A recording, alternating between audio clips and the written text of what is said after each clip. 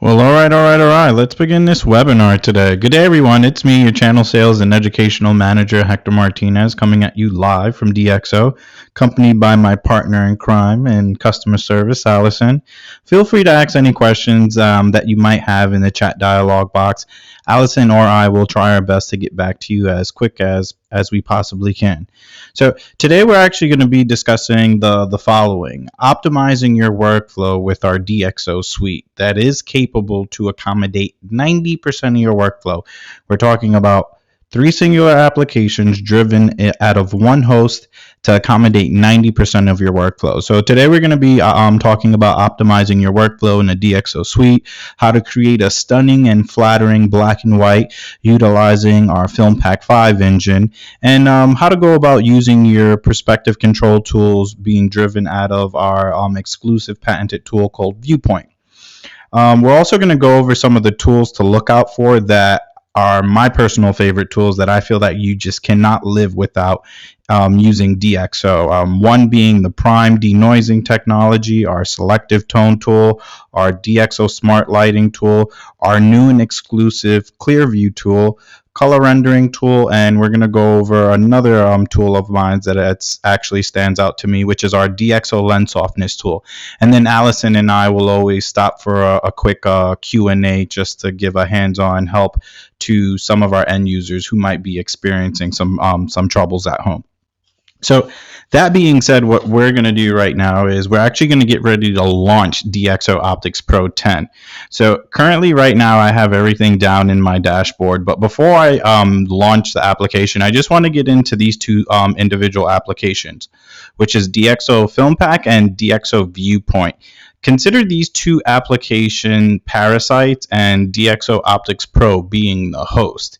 Once you have all 3 applications installed on a singular machine, whether if it's Mac or PC, you can drive all 3 applications out of one singular application, which would be DxO OpticsPro.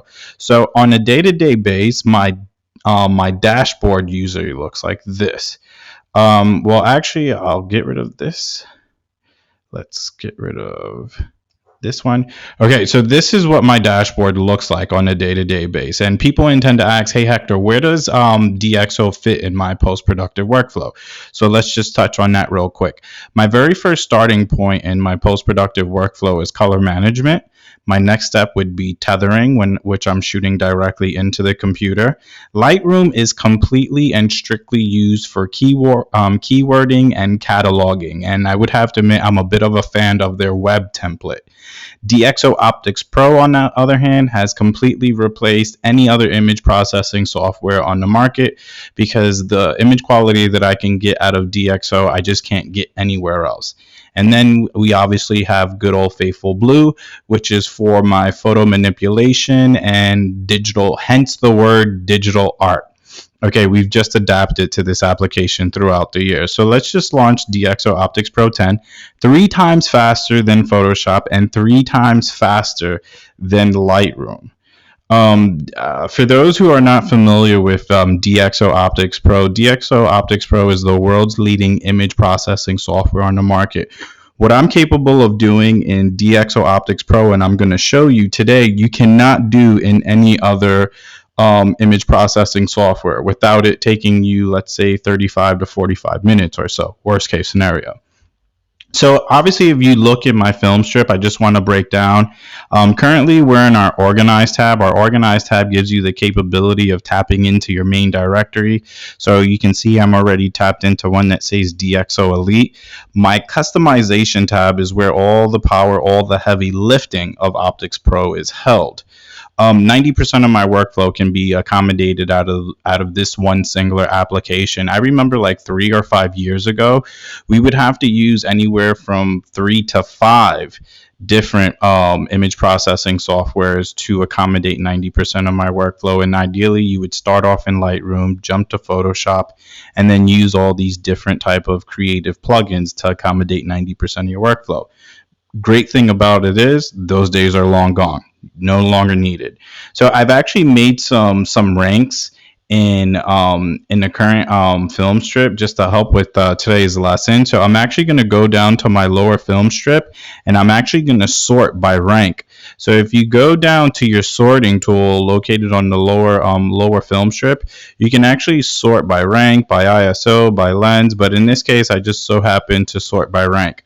So now you can clearly see everything that has a 5-star rank has been moved to the back end of the film strip to help with today's lesson. So one tool that I guess none of us can live without, and this is something that we all have in common as photographers, whether whichever subject matter you're shooting, is noise. Noise has always been a major issue for us, and this is what makes us the kings of noise. Considering the fact that we're completely tailored to the hardware, we can remove noise up to ISO levels over 400,000 ISO. You heard me correct. This is 400,000 ISO. If you're moaning about 3200, 6400, 1200 ISO, it's no longer an issue. What I'm going to do right now is just drop down on the film strip just to give you a nice big open real estate so that you can see that we have a tremendous amount of issues going along with this one image. There's a tremendous amount of color noise, there's a tremendous amount of digital noise, but most importantly, what we need to try to maintain is that sharpness uniformity. I'm actually going to go over to my left-hand side where I can pull up my EXIF editor. My EXIF editor is going to indicate what body type, what lens type, and what ISO was used. This was shot with a 5D Mark III, a 1635 wide open at 2.8 at a native state of over 100,000 ISO. 100,000 ISO. This file is going to be so clean once we're done with it, we can nearly eat off of it at the end of the day. And I'm going to show you exactly how we're going to do this. We're going to do this with our new and improved Prime technology, which is another thing that I intend to get asked a lot. Hey, Hector, what's the deal with your new Prime technology? Our Prime technology can actually be located under the Essential Tools. If you go under Essential Tools, you're going to select Noise Reduction.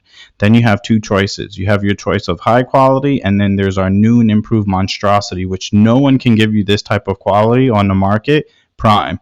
I'm going to go up to the upper toolbar and I'm going to zoom in at 75% so we can really get up close and personal with this noise. And I apologize ahead of time because there's absolutely nothing flattering about this image. But what Prime is our new probabilistic raw image enhancement denoising tool that we've implemented in version 9.5. It's 4 times faster than any other image denoising tool on the market. We can simply select noise. We can select Prime, now you see it, and now you don't. This is what you're witnessing, is just giving you a general preview of what you can expect as far as your final output goes. But this is the beauty about DxO OpticsPro. We can adapt to any host application on the market, whether if it's Photoshop, Lightroom, Aperture, Elements, AC/DC, GIMP, it doesn't matter. I'm actually just going to give you an example of how we can adapt to any third-party host application. If you open up your lower film strip and you go over to your right-hand side, you're going to see that there's an Export to Lightroom button and also like a little drop-down menu. What I'm going to do is I'm going to select Export to Application, and I'm going to show you how we can send this to Photoshop. I'm going to select Photoshop CS6. I shoot raw all day, every day, and then I process out as 16-bit non-compressed TIFFs. So we're just going to export out. While OpticsPro is fixing what's broken between the combination of the lens and the sensor, it's going to send this one individual image to Photoshop, giving you a file that you can nearly eat off of. And I assure you, as a certified ace, I could come somewhat close to this type of image quality, but you would definitely have to buy me about 45 minutes because I would have to create some major overwhelming adjustment layers to come somewhat close to what we're about to deliver you today in a couple of seconds. So like I said, OpticsPro is fixing what's broken between the combination of the lens and the sensor, and then it's going to send it right back to Photoshop.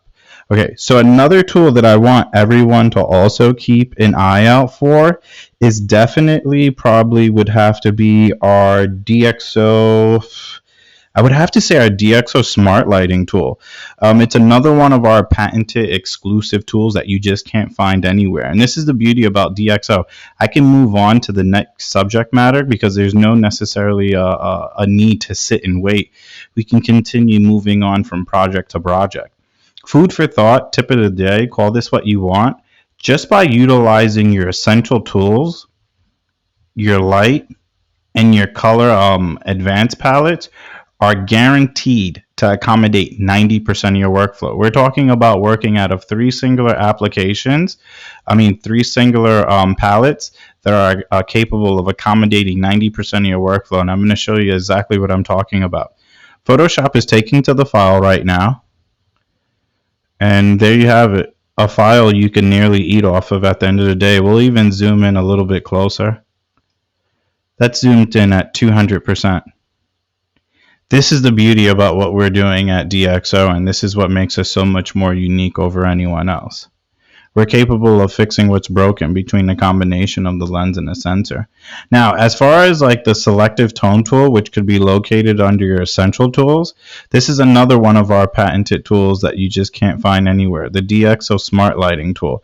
The DxO Smart Lighting tool corrects for light and contrast of an image, allowing us as an end user to keep full control of an image, which helps us recover details in the highlights and shadow areas, which you can only find using DxO. Make a long story short, I can recover information that's 3 stops underexposed or overexposed. I'm going to go to DxO Smart Lighting tool, and I'm going to go into my DxO OpticsPro 9 mode. We're going to turn on the DxO Smart Lighting tool, and then for me, it's all about the intensity slider because I like to have full control.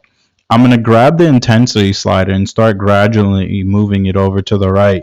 You can clearly see that we're starting to turn on the lights. Completely linear and non-destructive, we're capable of recovering information that unfortunately no one else can.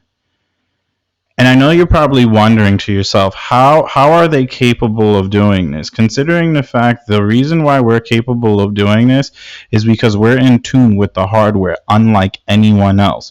While everyone else is providing us with generic corrections per se, we're the only ones on the market providing you with a tailored correction made for your camera and made for your lens. I'm going to go up to DxO modules, and I'm going to just indicate and showcase what type of hardware that we've worked on throughout the year. We've worked on Apples, Canons, I mean, you name it. I mean, if it's the latest and greatest camera on the market, chances are we've already tailored to that individual piece of hardware, and that's the reason why you're capable of making these type of corrections. Sorry about that. Close that out. Another tool that I definitely want to bring out to everyone's attention would probably have to be our selective tone tool. Our selective tone tool is another really interesting and unique tool. It's capable of giving us the capability of recovering highlights and shadow details, but it's a tool that gives you complete control, allowing us to adjust for like the brightness, the highlights, the shadow details, all independently per channel. I can tap into the selective tone tool, and once again, these are tools you can't find anywhere else. I'm going to select into the selective tone tool. We're just going to adjust our highlights. We're going to adjust our midtones.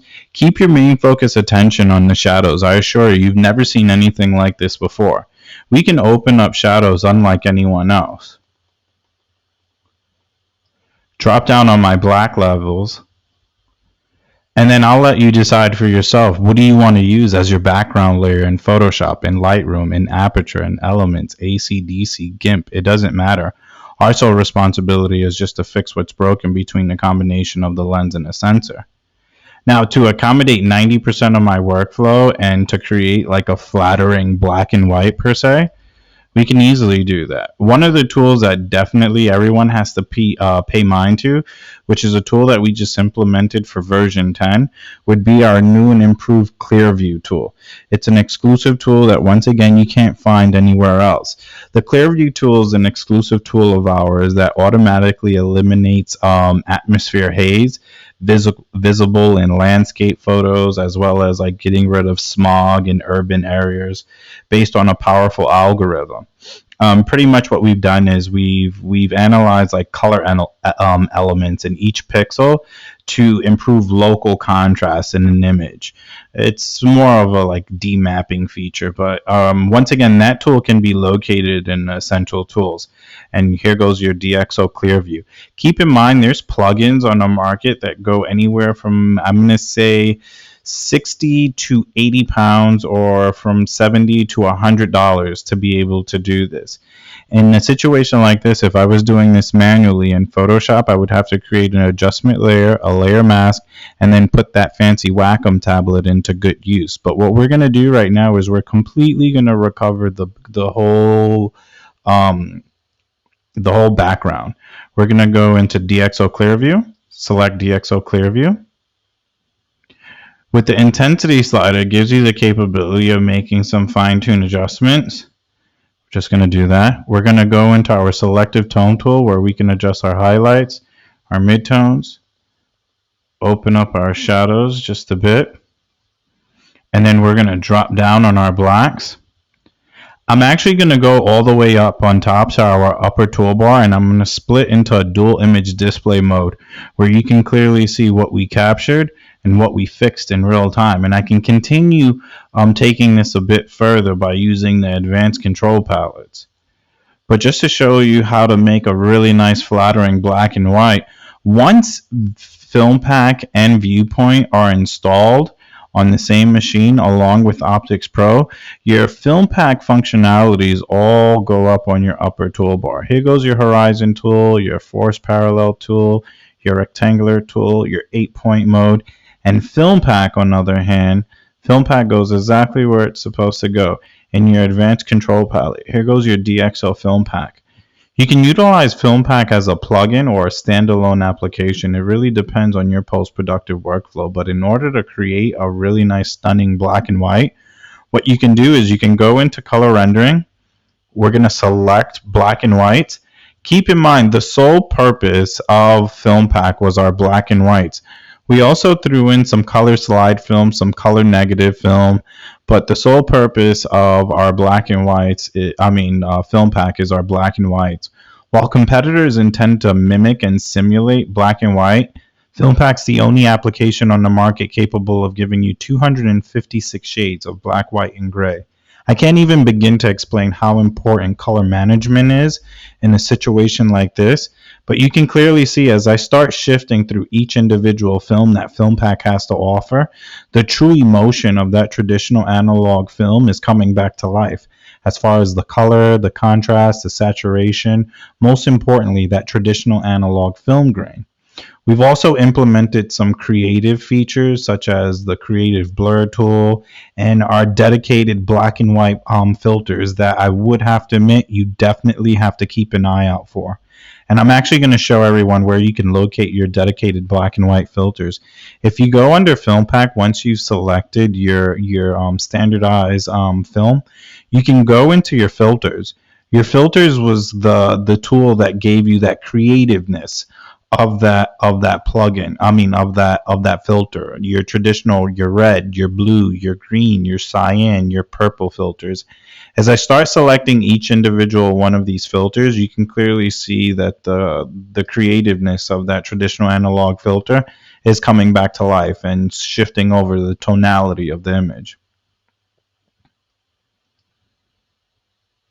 So let's go to purple.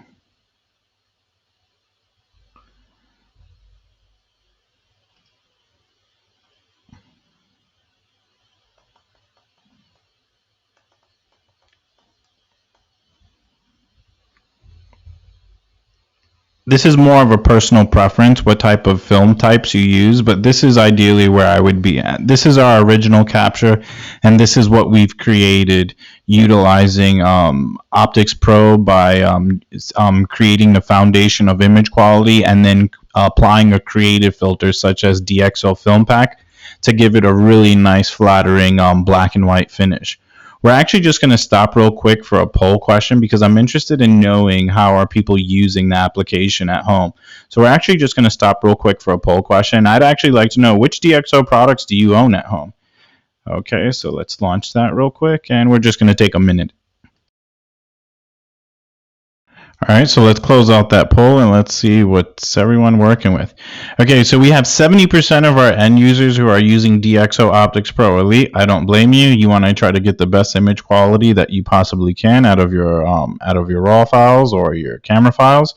We have 2% using DxO FilmPack. Okay, there's not many people in here probably doing black and white emulation, but for the 2% who are using it, you've made a great choice. There's 10% of our end users using DxO ViewPoint, which is a specialty item. We're going to get into that in just a minute. For those who are not familiar with ViewPoint, ViewPoint specializes in perspective control and geometric corrections. Big words scare me. Slanted buildings, tilted horizon, things of that nature.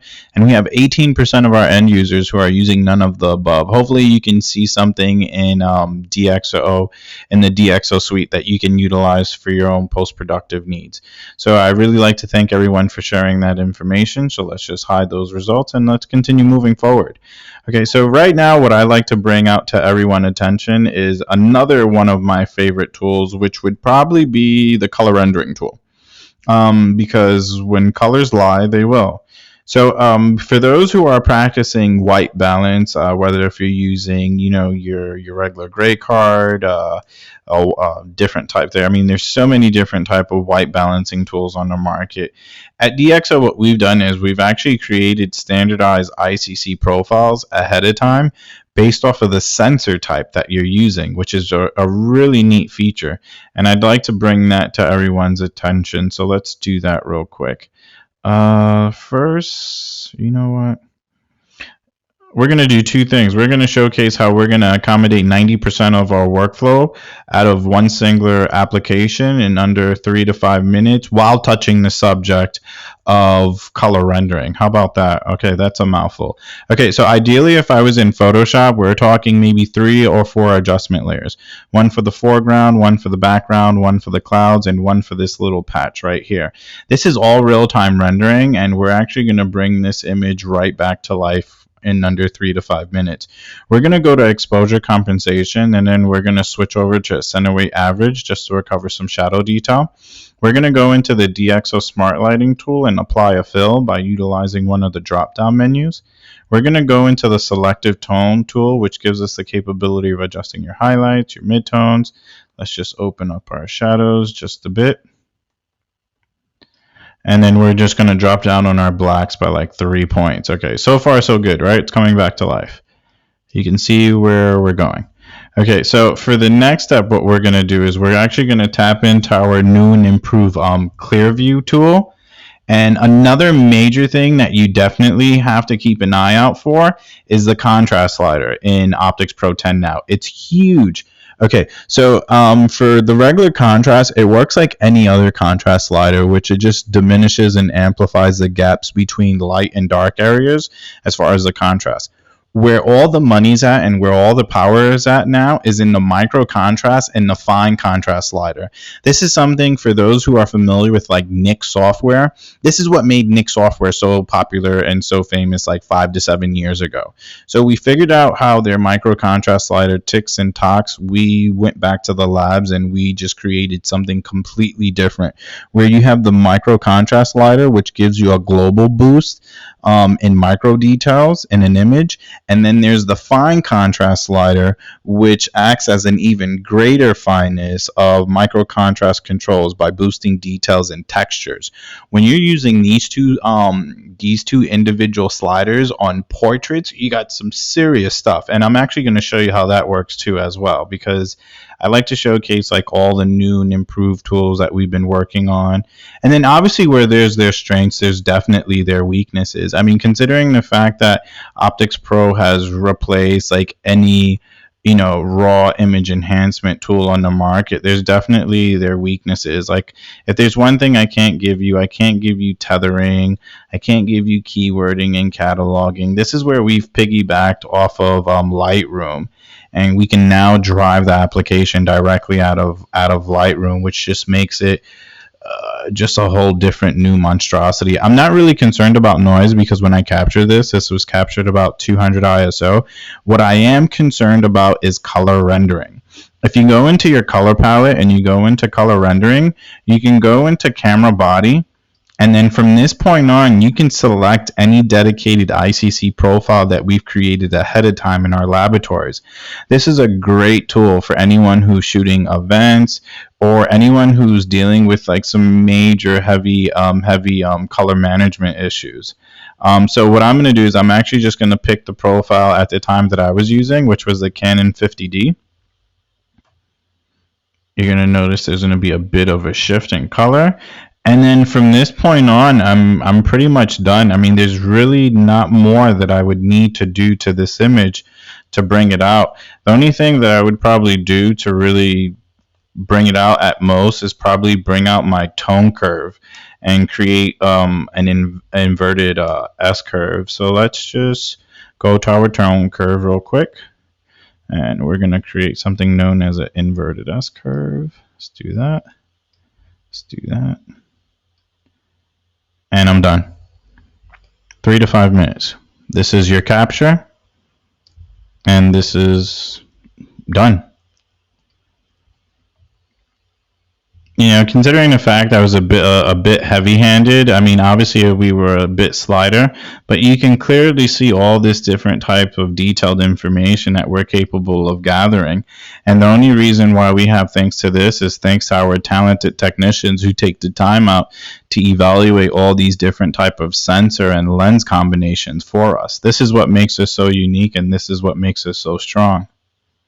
Now, to showcase how the micro contrast slider would work in a portrait per se, in a portrait situation. Okay, so let's do two. Let's do some texture. Okay, we're going to go in a single image display mode, fit to screen. And we're going to work with this. Keep in mind, you also have all these advanced apply presets that can be located on the upper right hand side, where we offer some general purpose presets. You have your portraits and landscapes.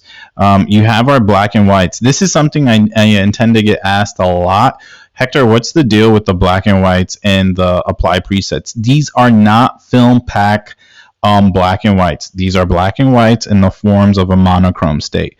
For those who don't understand the forms of a monochrome state, it's like me taking this image here, dropping down all the HSL sliders so that it looks like a black and white, but it's not a true black and white.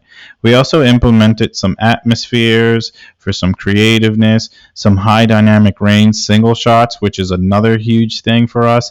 No need for multiple bracket images, no need for a shutter release, no need for a tripod. I mean, just shoot one singular image, and we've bracketed for light ahead of time in our laboratories.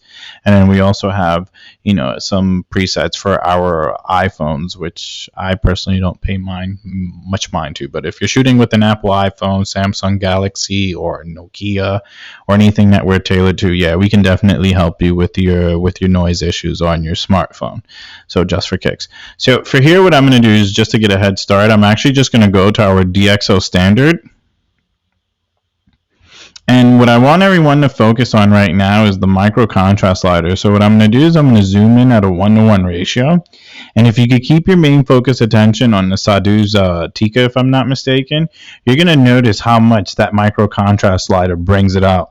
So what I'm going to do is I'm going to take my micro contrast slider to about 40 points. We're going to bring the micro contrast slider to about 30. And then we're going to bring the fine contrast slider to about 15 points or so.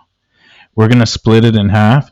You can clearly see how much more detail is in the right-hand side opposed to the left-hand side. This is what we captured, and this is what we fixed just by simply utilizing the micro contrast slider. Now, tip of the day, when you mix the micro contrast slider and the black and white emulation looks with FilmPack, you get some really, really interesting stuff. And I'm actually just going to show you that real quick. So that's just a quick little demonstration in color, but let's get into a nice portrait per se. This one would work well. Okay, nice picture, pretty girl, whatever, right? But we need to make this different. So the very first thing that I'm going to do, just to get a head start, let's just say if I wanted a quick turnaround time, I'm probably just going to go to my DxO standard. We're just going to recover some highlights, midtones. Okay, I'm happy there. Definitely, I'm not going to rely on the contrast slider up here. I'm actually going to rely on the contrast slider that's been implemented into DxO FilmPack. What I am going to do is tap into the dedicated color rendering of my camera. At that time, I'm shooting with the 5D Mark III. So I'm happy there. Now what we're going to do is we're going to go straight down into the DxO FilmPack and create our black and white look. So what we're going to do is go here. We're going to go to black and white film. We're going to select the film type of our choice. Nice little 400. There's two things that I'm going to do. I want this to be like a silky smooth black and white finish. So consider this like a tip or food for thought of the day. Usually what I intend to do to get like a really nice silky smooth black and white finish, I'll go all the way up to Essential Tools and I'll go into my noise reduction and I'll select prime, because I want to try to get rid of all that digital noise. I mean, even though I shot this about 125th of an ISO in the studio, I want this to be as clean and as smooth as possible. And then what I'll do is I'll go into my grain, because it gives us the capability of fine-tuning the grain under different type of formats, whether if you're shooting 35mm format, medium format, large format, or a custom format. So we're going to take the intensity slider and we're just going to drop that down. Now, for the filter, what we're going to do is we're going to actually pick a dedicated black and white filter. You can notice as I'm doing this, the color in the shirt, it's starting to shift. So I'm going to stay around here, and then I'm going to rely on the contrast slider to take me the remainder of the way. In a situation like this, I would probably get a bit heavy-handed on the contrast slider, because I want all that fine detail on her skin tones really to stand out.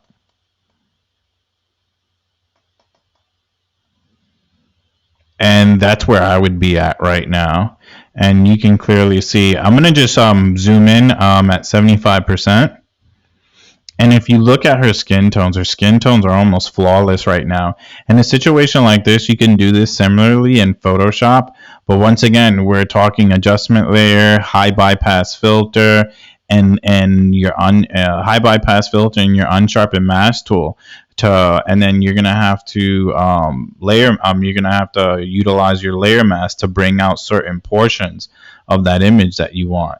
But just to go to the contrast slider and I turn it on and off. Once I turn it off, you can see the difference in the skin tones from the time that you turn it on and you turn it off. Her skin tones just punch so much more.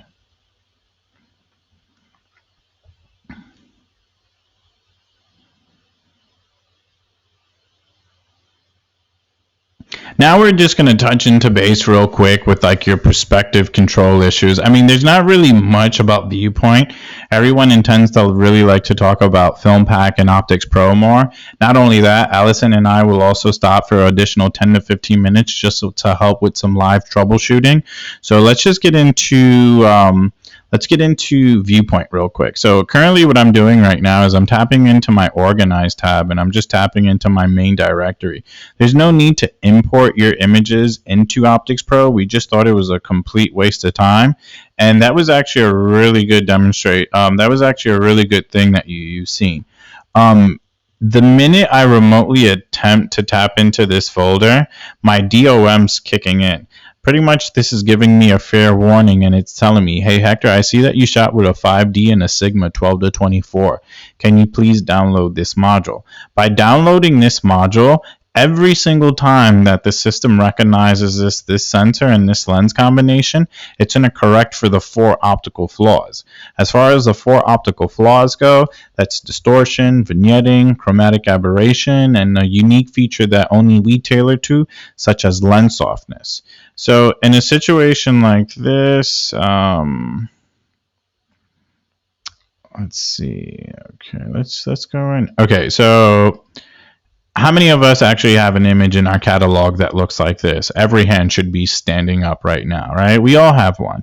So we can easily adjust, we can actually fix the perspective by utilizing our dedicated tool called ViewPoint. ViewPoint ends up on the upper toolbar, or you can actually go cascade down and utilize it in the drop down menu. This is more of a personal preference how you want to use the tool. Me personally, I intend just to use the perspective tools on the upper toolbar because it's a lot faster.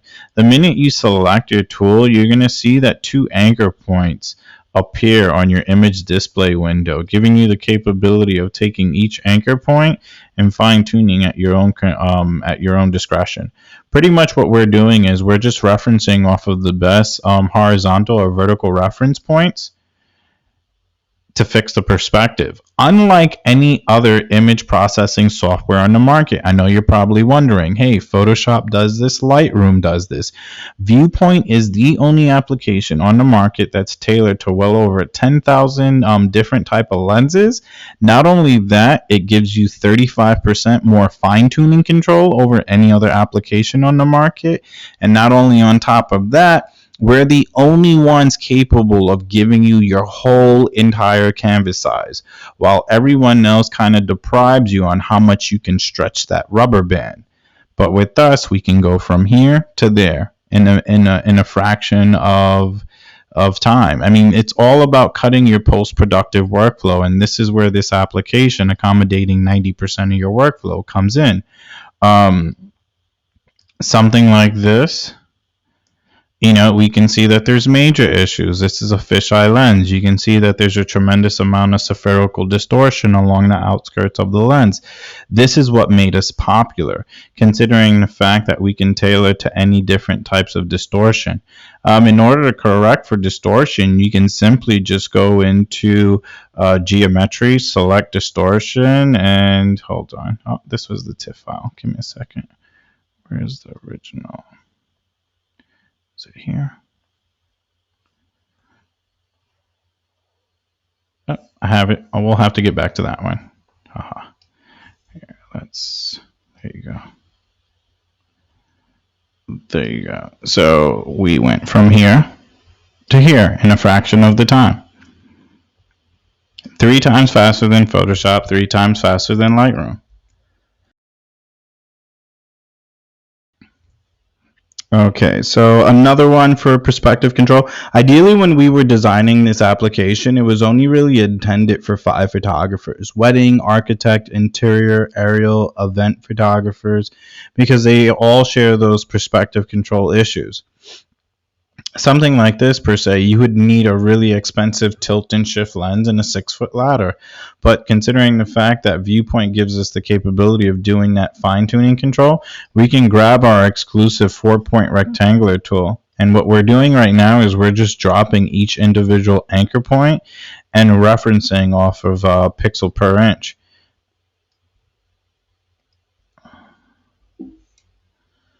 And let's do that. If it comes to which way you want to use the application, I mean, you can use the application as a standalone. You can use it as a plugin. It really depends at your own discretion on how you want to use the applications. In my personal preference, me personally, I'd rather use FilmPack 5 as a plugin, and let's just say OpticsPro, or really in OpticsPro, because that's the only way you can adapt to a RAW file. In FilmPack when utilizing it and driving it through OpticsPro. For ViewPoint, I really don't have that much need for perspective control needs, but when I do, I drive it directly out of OpticsPro. We're actually just going to stop real quick for another poll question because we want to see exactly what's going on your end. We want to know which analog types do you prefer? Are you more of a black and white person, a color slide person, a color negative person, or none of the above? So let's just throw that out there real quick. Okay, so let's share those results. Let's close the poll out, share the results. Okay, we have 46% who are using FilmPack for their black and whites. I don't blame you.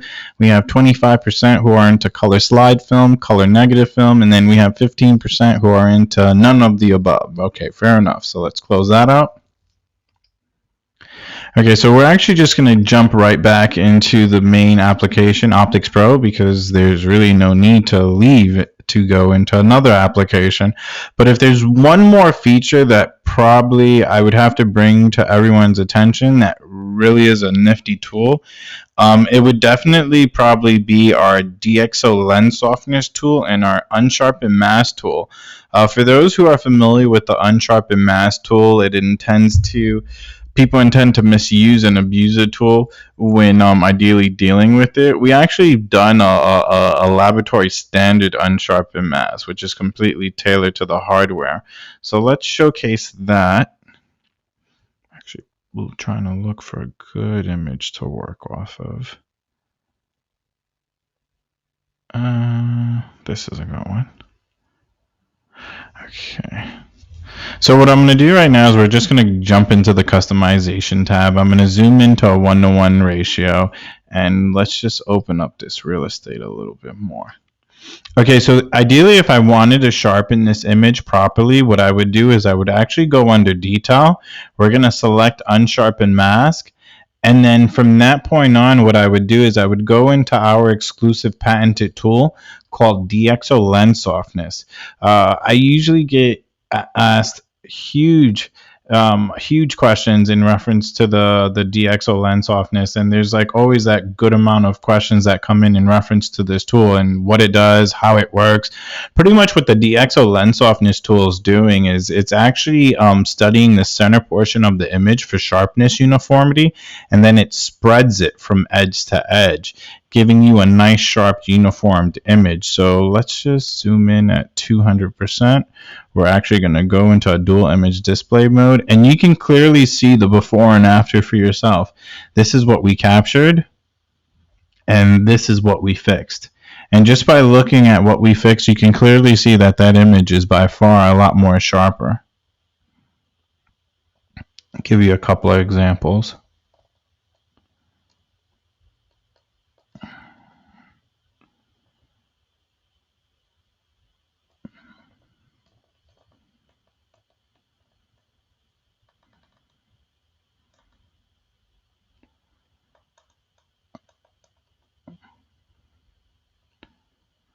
So let's bring in our next example. For this one, we're actually going to use a combination of just the tools that we spoke about today.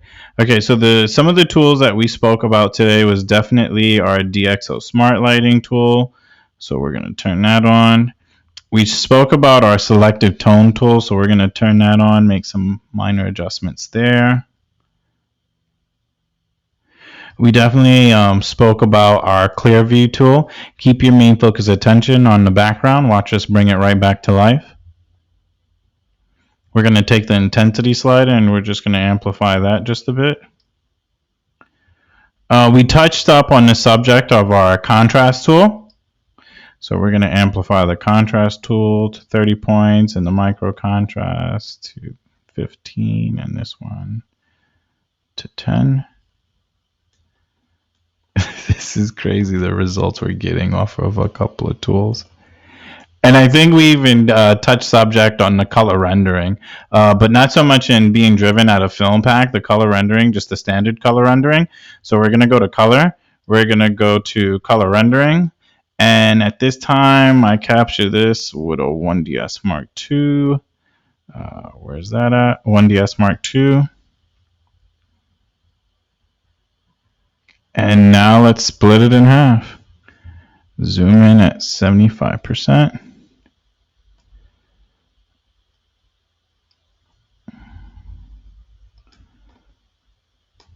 I didn't even touch the unsharpened mask tool and the DxO lens softness tool. Now we're done. Literally 90% of my workflow in under 3 minutes. From this point on, you would send it over to any host application, Photoshop, Lightroom, put your copyright stamp on it, things of that nature. So usually towards the last 10 minutes of the webinar, Allison and I usually just like to stop and answer questions live throughout the webinar. So we're actually just going to stop for one more poll question, and then we're actually just going to stop for a quick Q&A. So let's get into that last poll because it's important to me. And I'm actually interested in knowing which image processing software do you own and you use in your in your digital post-productive workflow. Do you own Photoshop? Do you own Lightroom, DxO OpticsPro, all of the above, or none of the above? For me, it's all of the above. I own Photoshop, Lightroom, and OpticsPro, and I have my reasons for it.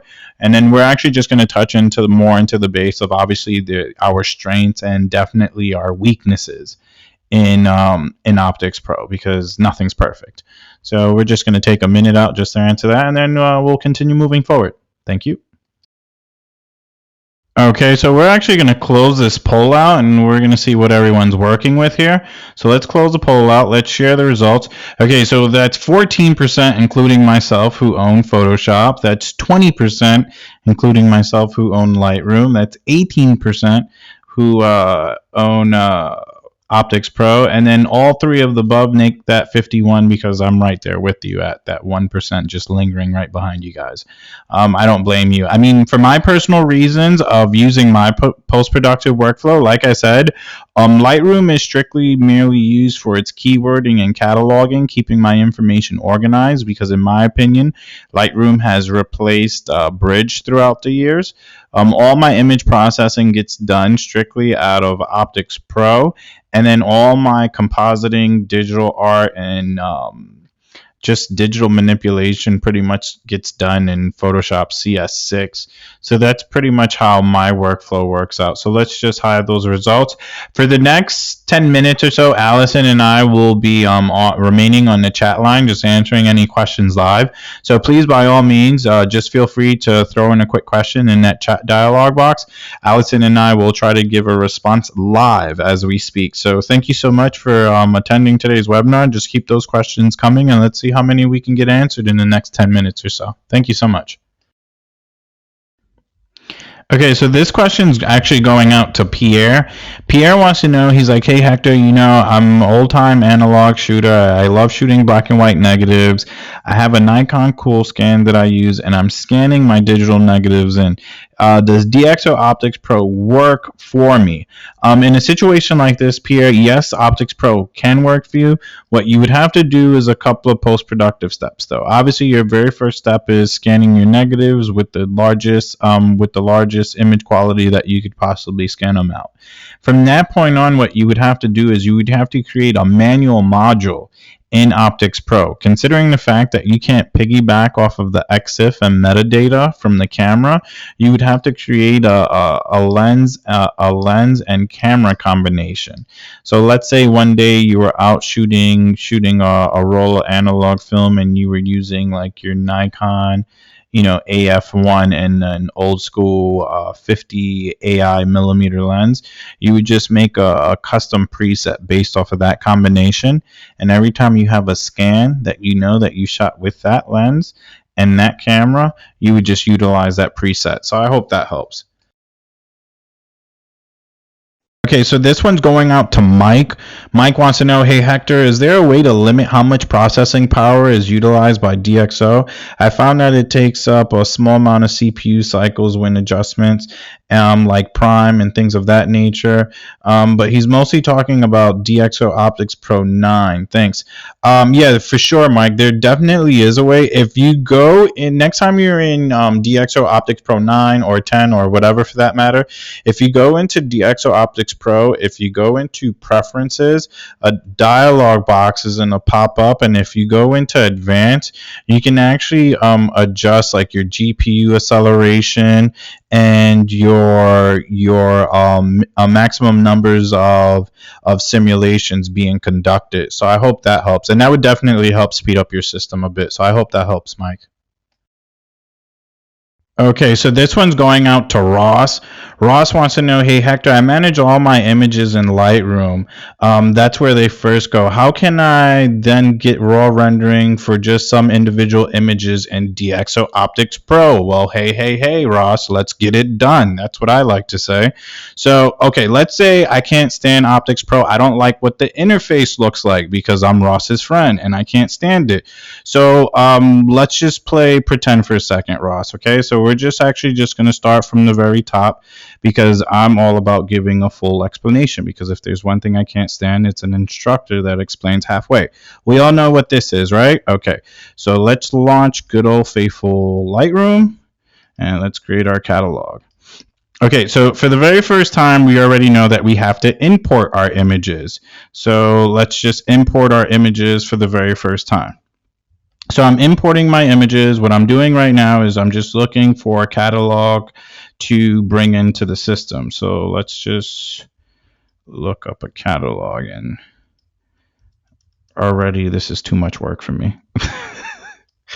Okay, so let's go here. Let's go here. Okay, so let's bring these bad boys in. All right, so we all know what we're doing here. We're importing images for the very first time in OpticsPro. In OpticsPro, blah, blah, blah, in Lightroom. Okay, obviously there's their strengths and there's definitely their weaknesses, as I was discussing, Ross. I love the web template in Lightroom. I love the keywording, cataloging, smart objects, local adjustments that I can do in Lightroom. I don't need print. I don't need a slideshow. I don't need books. I wasn't lost that day. I took pictures, so I don't need the map. And the development module has been completely replaced from top to bottom by DxO OpticsPro. There's no other competitor on the market. Okay, so to throw a good fight, let's say, for instance, okay, this is the money shot, let's say, but I wanted to recover some more of these details in the chairs, and I know I can't do this in Lightroom properly. What I would do is I would go to File, you're going to go to Plugin Extras, you're going to transfer over to OpticsPro. Lightroom is going to piggyback off of OpticsPro, utilizing all the metadata and all the EXIF information has remained intact. From this point on, I can use the exclusive tools like the DxO Smart Lighting tool. Turn on the lights real quick. From this point on, I can go to my selective tone tool, adjust my highlights, adjust my midtones, open up my shadows, drop down on my blacks. Here goes my before, here goes my after. I'm done. And then I'm going to slingshot it back to Lightroom. I'm going to go down to the lower right hand side, export to Lightroom. A dialog box is going to pop up indicating how I want to push this bad boy out. Obviously, I already told you I shoot raw all day, every day, but I process out as a 16-bit non-compressed TIFF. OpticsPro is going to fix what Lightroom cannot fix, and then slingshot it right back into Lightroom. There you have it. It's not black magic. It's not smoke and mirrors. It's really good image processing. And then we've even photo stacked them for you. You see the 1 of 2 and the 2 of 2? There, the 2 of 2, the 1 of 2 is my original, and the 2 of 2 is what we fixed. And then there goes your before and after. And hold on.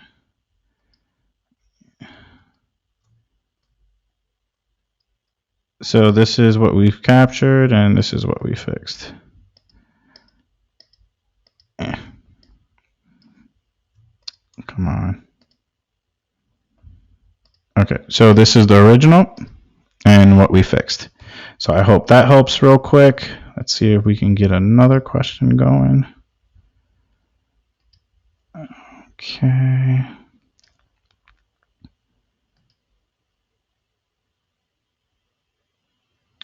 Okay, so this one's going out to Lisa. Lisa wants to know, hey Hector, what percentage of your photos are edited after shooting? Oof. I mean, it really depends. I mean, I really try not to do any heavy retouching per se, but I would probably say maybe 10 to 15% of my images are probably retouched, and then the rest are good to go. I'm kind of like a really anal shooter. I shoot with a light meter, so everything has to be light tight. I do practice color management religiously, so that's really important. And I've noticed if you're practicing, your lighting and your color management, it really does help speed up your post-productive workflow. So I hope that helps. Let's see what else we have. Okay, so this one's going out to Jonathan. Jonathan wants to know, hey Hector, why are there no cataloging functions in DxO OpticsPro? And pretty much this is the only reason why I'm using Lightroom and not OpticsPro. Jonathan, it's your world and I'm trying to live in it. I hear ya. I mean, that's the only reason why I personally use Lightroom right now. We try to keep our main focus attention on image quality, and when it comes to like keywording and cataloging, I mean, Lightroom has done like such a great job at that. I got to give credit when it's due. We just thought it'd be easier to piggyback off of them. So you do all your keywording, cataloging, your catalog, I mean your web templates in Lightroom, and then image quality is surely done just in OpticsPro. I mean, who goes to say what's going to happen in the near future? Hint, hint.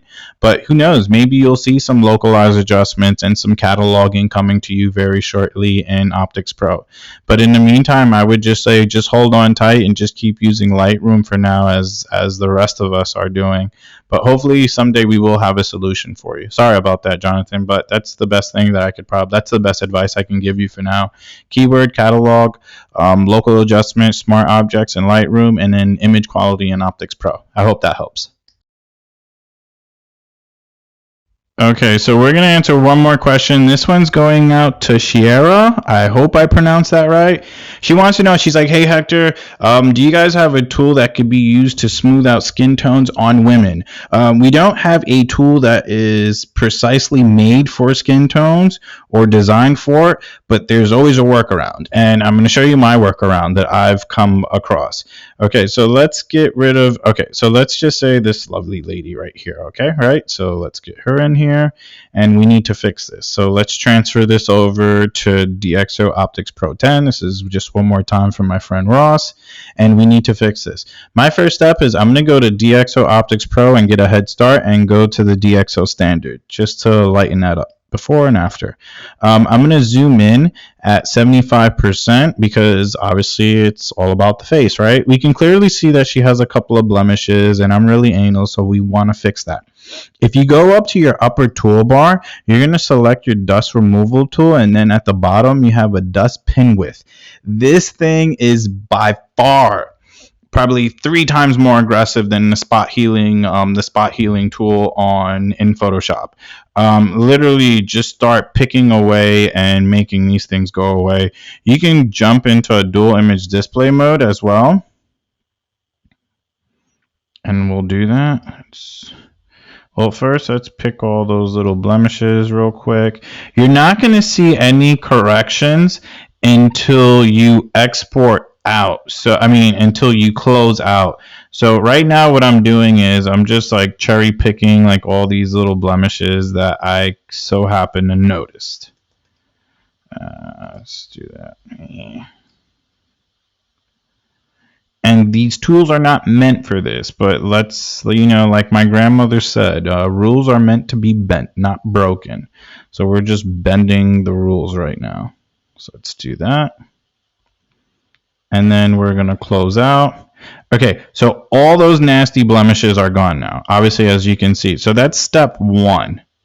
Okay, now my next step in order to smooth out the skin tones, believe it or not, relies in the contrast slider. If you go into the contrast slider and you bring your contrast slider to about 30 points, you can actually bring down your micro contrast slider to smooth out your skin tones just a bit, where you still have some textures, but it still hasn't been abused. So it's a nice, soft, even blend. And then you can do this in Photoshop as well with the airbrush, I've noticed, but it takes a bit more time. But just for like a quick little subtle fix, I've noticed that this actually works really well. So Shira, I hope that helps. Let's see what else I can. Okay, so this one's going out to Sophia. Sophia wants to know, in which way do you use color management without using a passport or etc.? Okay, so there's 2 ways that I use color management tools, because I intend to be like a huge sucker for color. One of them is creating a dedicated dedicated ICC profile for my monitor utilizing Data Color Spider products, or you can use X-Rite products. They are both really two great solutions. That's why my colors are really accurate and on point. Let's say if I'm doing commercial work in a field, I'll actually use something known as a color target. And I don't actually have any color targets on here right now, but there's two color targets that I could recommend. One being the X-Rite Passport by X-Rite, and then there's another solution by Data Color where they make something called the Spider Checker. Me personally, I intend to use the Spider Checker because it's a really good solution. On that note, if you're ever interested in attending any more of our future webinars, you can actually go up to community, go into tutorials, and you can see all the pre-recorded webinars that we've posted up in the past tense future. You can stay up to date on all the new live webinars that are coming up about. Definitely want to take advantage of our specials that we're running to the 25th of this month. Why spend more when you can save now? And we definitely have a tremendous amount of specials on OpticsPro, FilmPack, and ViewPoint. And if you're ever interested in seeing how well a camera manufacturer is doing their job as far as sensor image quality or lens quality, there's only one website you want to go to. That's DxOMark.com. It's the only website in the world where we actually publicize live our laboratory results on camera sensors and lens data and camera lenses that have just recently been released. We also do some cool stuff for like camera phones and stuff like that, but me personally, I'm always tapping into like the camera sensors and the lens database queues. So on that note, Alice and I would really like to thank everyone so much for attending today's webinar. Keep shooting, keep banging. If you ever see me at a local trade show or event or a lecture, please by all means approach me. I always love talking to my end users and talking shop and just talking, image processing and seeing how you're using the software to your full benefits. If you're ever interested in either trying to get in contact with either me or Allison, you can feel free to do so through our customer support, queue. But in the meantime, everyone, happy holidays. Thank you so much for attending today's webinar and keep shooting. Take care, everyone. Bye-bye.